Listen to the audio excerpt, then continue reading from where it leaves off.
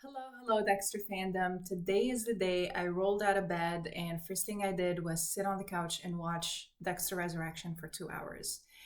And let me tell you, I am pleasantly surprised with the writing. I feel like Dexter Morgan is back. To be honest, I was very apprehensive and I kind of kept flip flopping between I'm gonna watch and I'm gonna boycott. But who are we kidding? If there's gonna be any type of Dexter content, I'm gonna consume. So I ended up watching and I am pleasantly surprised. I finally feel like Dexter Morgan is back. Dexter, who is witty, who is sarcastic, who is very intelligent, is back. The one that we didn't really have a chance to see in New Blood. I feel like New Blood was quite sloppy, the writing was quite sloppy, and it made Dexter out to be a different person. I didn't see the intelligence, the sharpness that Dexter typically has in New Blood. But Dexter Original Sin gave me some faith back, and the first two episodes of Dexter Resurrection are helping me regain my faith in the franchise. So I am gonna talk a little bit. I'm gonna try to make this video as brief as possible. I just wanted to talk about some foreshadowing that I noticed. So if you don't want any spoilers, they're not spoilers because I haven't watched, of course, but I feel like the foreshadowing was so obvious and clear to me that I am pretty sure I kind of know what's going to happen next, at least in the next episode or two. So if you don't want any spoilers, please don't watch the video. Otherwise, you can follow the video, you can keep watching and let me know if I'm right or wrong, if you notice the same foreshadowing. But the first couple of episodes were pretty strong on the foreshadowing, and I'll get into that right after I talk about the things that I really enjoyed about the couple of episodes. So let's talk about one of my favorite characters in Dexter universe and one of my favorite actors, John Lithgow. I loved seeing him back. He's magical. I don't even know how he went right back to Trinity, like it was like he never stopped being Trinity. It felt so real to the role. And a little bit of a disclosure, I had the immense pleasure of meeting John Lithgow like 3 4 years ago, and I will tell you, when he looked into my eyes, I felt terrified. I felt petrified. I mean, he's a very kind, very generous human being in real life, very smart, very talented, very talented.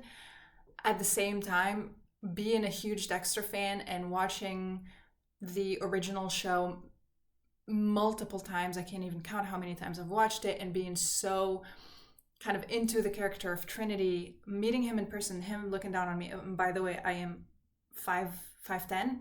He was towering over me and he looked down on me, gazed right into my soul, and I felt almost like my soul leave my body, and I was frightened. It almost felt like looking into the Trinity killer's eyes. But anyway, it was the one of the best moments of my life, and I really loved meeting John Lithgow. So the only issue that I had with the scene, with that dream sequence, was that I felt the dialogue was a little too long. I wished, I mean, there was so much, I felt goosebumps, I felt a lot of emotions that with the dialogue stretching over, I think it was like 2 3 minutes, which is too long, the goosebumps and the emotions left my body. I was no longer interested. I felt like it would have been a lot more intense and a lot more impactful if it was shorter, because that connection was very important, and there was a lot to be left unsaid that was almost like over explained to the viewer, which is something that, but neither here nor there.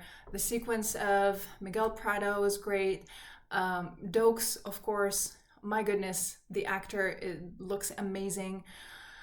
All of them look amazing. The reunion with Batista at the same time. Of course, the explanation of why. I mean, viewing the previews, I was annoyed. I was preemptively kind of annoyed that in the preview, Dexter was not handcuffed or was not in a kind of like a maximum facility type of hospital. So I was preemptively annoyed about him just being able to walk scot-free and being able to just jump out of a window and escape, which we already knew was going to happen from the previews. They gave a decent enough explanation for why he wasn't handcuffed to the bed. Was it the best explanation? Did it make perfect sense that he was just gonna get away because of technicalities for murdering Logan? I mean, he still murdered a cop, regardless if it was self-defense. You still kind of need... Potentially the case would go to court and would last years and years before he can walk. But again, we're in a fictional world. We needed that to happen for the plot to move forward, and I'm happy that the plot moved forward where it did. Another pleasant surprise for me was that I enjoyed the character of Harrison for the first 2 episodes. I don't know exactly what changed. I think the actor was still staying true to his previous role. It wasn't a lot of changes in the way that he was portraying Harrison, but something was different, and I felt more of a understanding or a connection toward Harrison than I did in New Blood.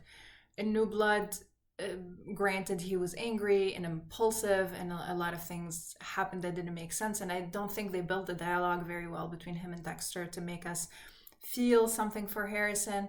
But the first couple of episodes, I went into them not liking the character of Harrison whatsoever, and came out of the first couple of episodes liking the character and seeing myself getting into his storyline, and potentially even if he went on and had his own show, I would potentially watch, which is not something that I felt after New Blood. But anyway, liked the portrayal of the character of Harrison. And since I'm on the topic of Harrison, I have to nerd out for a minute. I am a licensed mental health counselor who specializes in trauma treatment, and I want to specify that the visions that Harrison was having are not hallucinations. They're a very common symptom of PTSD, which is called intrusive images, just like nightmares that he's having. So he's clearly displaying symptoms of PTSD. This is not him losing his mind. This is not him starting to have hallucinations like his dad or whatever it was. This is simply him experiencing PTSD. I've seen some videos of people analyzing, saying that he's feeling guilt or whatnot. We don't know if he's feeling guilty. What we can see and tell from the nightmares that he's having about him killing Dexter, and the flashbacks and the visuals that he's getting of the new victim, we know that he's experiencing PTSD symptoms, so post-traumatic stress disorder symptoms. We also saw him snorting something while going out with his friend. That, depending on how frequently he's snorting, whether it's cocaine or MDMA or whatever it was that he was snorting, depending on frequency and how much he's snorting and things like that, that could intensify feelings of anxiety and hallucinations and paranoia and things like that, that could compound on the PTSD that he already has. So what he was experiencing was a direct and directly related to PTSD symptoms, and potentially if he's, snorting Molly or cocaine or whatever on a regular basis, that's going to exacerbate his anxiety, having nightmares, waking up in the middle of the night, all of that type of stuff, hallucinations potentially, and paranoia. But he's not losing his mind. As far as we know, I haven't heard any internal monologue or thought processes about guilt or feeling responsibility or anything like that. I'm just seeing PTSD symptoms right now, potentially exacerbated by drug use. So let's get into the heavy foreshadowing that was happening about Dexter and the imposter or the dark passenger, which I think is well written. At the same time, it was heavily foreshadowed in the first couple of episodes. Dexter feeling frustrated that this person has been called the dark passenger, and this confusion and identity that's going to happen back and forth, him calling him the imposter. So the couple of pieces of kind of like Easter eggs that I picked up on throughout the couple of episodes lead me to believe that Dexter is going to impersonate the imposter.